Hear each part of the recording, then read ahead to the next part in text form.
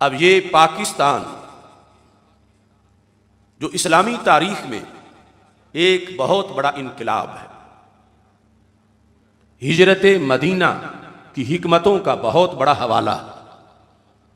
میں نے چونکہ کافی وقت عربوں کے اندر گزارا ہے تو عربوں کے ماحول میں بر صغیر پر جب گفتگو ہوتی ہے تو بر صغیر کی عظمت کو سلام کرتے ہیں، اور اس چیز کو پیش نظر رکھتے ہوئے کہ بر صغیر کے مسلمانوں نے دین کی خاطر قربانیاں دینے میں اپنا ایک ریکارڈ قائم کیا۔ ہجرت مدینہ منورہ کے بعد اسلام کی خاطر ہجرت 2 کروڑ انسانوں کی، یہ بر صغیر کے ماتھے کا جھومر ہے۔ دین کے نام پر 5-6 کلومیٹر نہیں، لاکھوں کلومیٹر کا علاقہ اپنی 20 لاکھ جانوں کے عوض حاصل کر لینا، یہ بر صغیر کے مسلمانوں کا کمال ہے۔ جو رسول اللہ صلی اللہ علیہ وسلم نے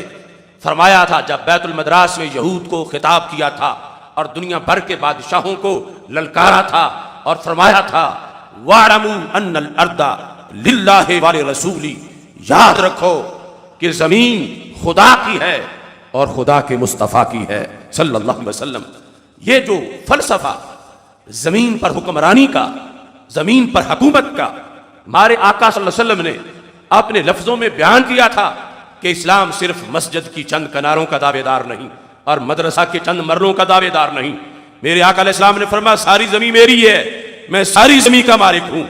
پوری کائنات شرق و غرب وہ میری ہے اور میرے ورثے میں میرے غلاموں کی ہے۔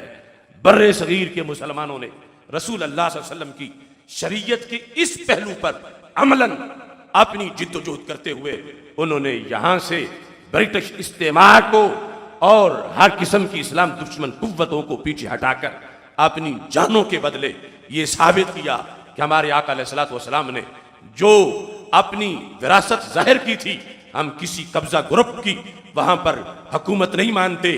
ہم اللہ کے رسول حضرت محمد مصطفیٰ صلی اللہ علیہ وسلم کے فرمان کو پورا کرنے کے لیے کہ زمین خدا کی ہے، خدا کے مصطفیٰ صلی اللہ علیہ وسلم کی ہے۔ بر صغیر کے مسلمانوں نے اس سارے فلسفے کو اپنے عمل کے لحاظ سے ایک تاریخ کا روشن باب بنایا، اور آج دنیا بھر میں اگر دیکھا جائے کہ لا الہ الا اللہ محمد الرسول اللہ صلی اللہ علیہ وسلم کی بیس اور بنیاد پر اگر کوئی سلطنت مدینہ منورہ کے بعد مارز وجود میں آئی ہے تو اس سلطنت کو پاکستان کہا جاتا ہے۔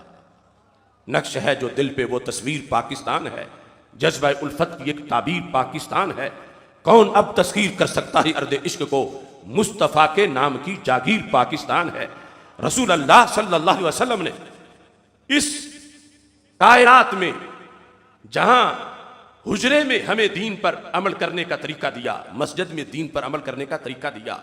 وہاں دین کے کچھ ابواب ایسے تھے اور ایسے ہیں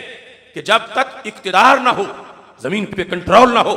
مکمل عمل نہیں ہو سکتا۔ تو بر صغیر کے مسلمان اس نظریے پہ چل پڑے کہ دین کو زمین چاہیے، اس کے نتیجے میں یہ ملک مارز وجود میں آیا ہیں، اور بلکہ وطنیت پر آ کے کچھ لوگ کعبے کو بھول گئے، وطنیت پر آ کے کچھ لوگ گنبد خضرا کو بھول گئے، اور وطن سے پیار، محلے سے پیار، اپنے گاؤں سے پیار تو ہر کوئی کرتا ہے۔ رب کعبہ کی قسم، ہمیں جو اس ملک سے پیار ہے اس کا سبب یہ نہیں کہ ہم اس میں پیدا ہوئے، اس کا سبب یہ نہیں کہ ہمارے باپ دادا کی زمینیں اس میں ہیں، اس کی وجہ یہ نہیں کہ ہمارے کاروبار اور ہماری فیکٹریاں اس میں ہیں۔ ہم جو پاکستان سے پیار کرتے ہیں اس کا سبب یہ ہے کہ اس کا نظریہ وہ ہے جو سرور کائنات حضرت محمد مصطفیٰ صلی اللہ علیہ وسلم نے فاران کی چوٹی پہ کھڑے ہو کے بیان فرمایا تھا۔